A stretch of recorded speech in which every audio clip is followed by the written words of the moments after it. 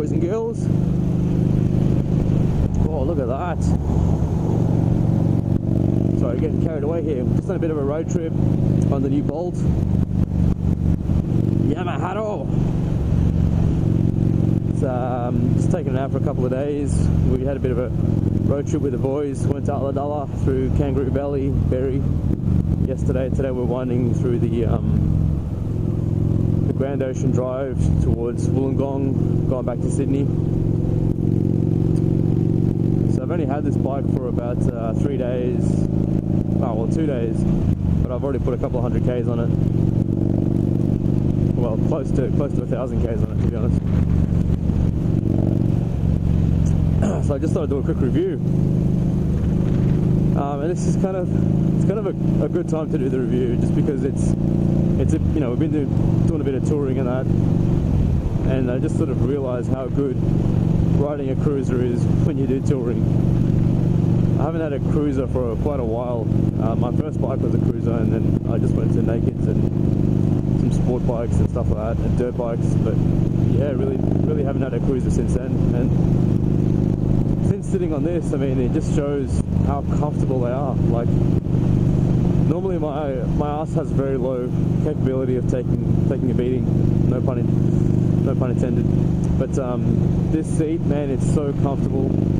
Riding position, the suspension, everything's really nice. Everything's as it should be when you're touring. I wouldn't really change much on this. It's handled all these twisties and these windy roads really well.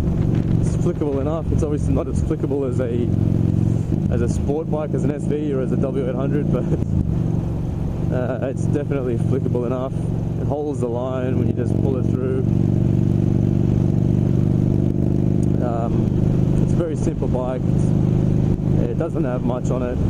The one, you know, I mean, my main complaint would probably be it should have ABS. I think all bikes should have ABS this day and age. Traction wouldn't hurt, but you don't really need it on this bike. I think it cranks about 50 horse. It's got about 950cc air-cooled V-twin engine, and it makes a bit of horse. I think, I don't know the figures, so I won't say it, but I believe it makes more torque than the W800 or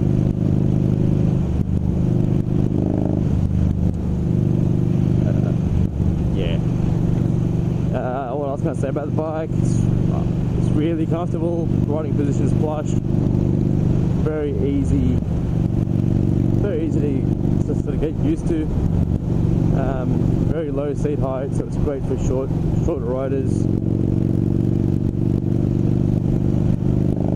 It's just really good bike to chew away the miles, to be honest. I mean, it doesn't have gobs of torque, to be honest, but when you're touring, I mean, how much are you going to pin the throttle anyway? You're just gonna cruise along, and that's what this bike's made for. Its main competitor is the Harley 883. I mean, I've ridden that bike before. Look, it's a good bike. I mean, it looks good, it sounds good, and it's got the Harley badge on it, which some people like. But this kills it. There's no real comparison, to be honest. Performs much better. There's more torque, there's more power out of this bike than there is out of that, and this sounds just as good. I mean, this bike has a Cobra exhaust, so that's the only real mod that's on here. And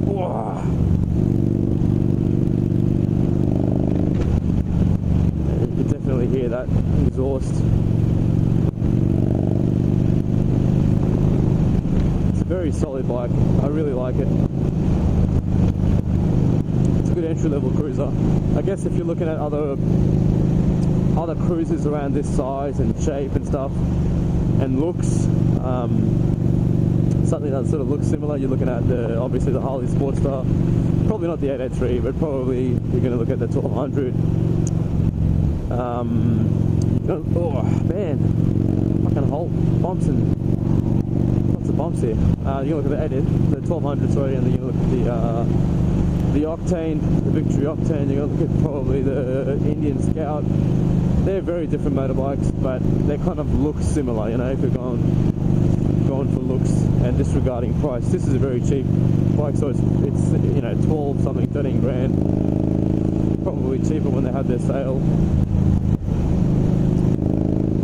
And whereas the other two bikes are quite a lot more expensive, and they're liquid cooled, so they make pretty much double the horse. But their looks are similar. Yeah, they've got that bobbery, lightweight, light middleweight cruiser sort of style to them.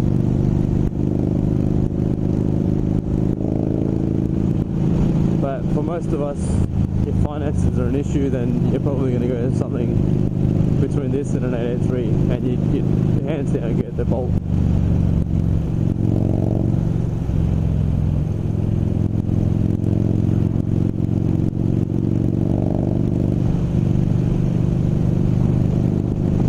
Again, it's pretty simple. It's got dual disc brakes. Instrument cluster is pretty simple. It's actually pretty visible. I mean, even in strong lighting, I can still see the speed and all that. It's in a nice angle, so you can see the dash.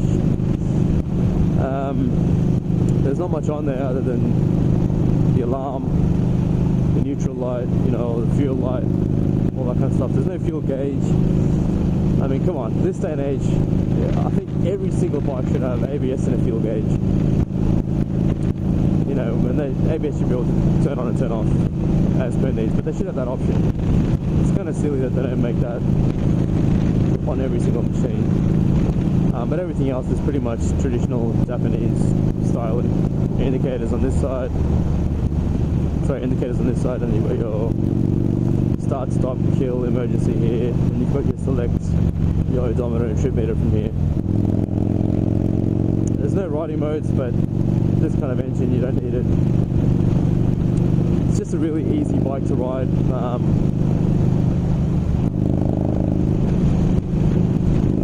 It's really I mean, for touring purposes, and if you live in a big country like I do down in Australia, this is great for touring miles and having a good time doing it.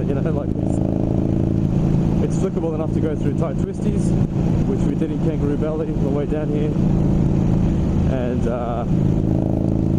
it's stable enough to go down straight roads comfortably. Overall, it's a great machine. It's a great package. I mean, you're not gonna rave about it. You're not gonna say it's the best bike you've ever ridden, blah blah blah. But it's definitely a great bike to live with.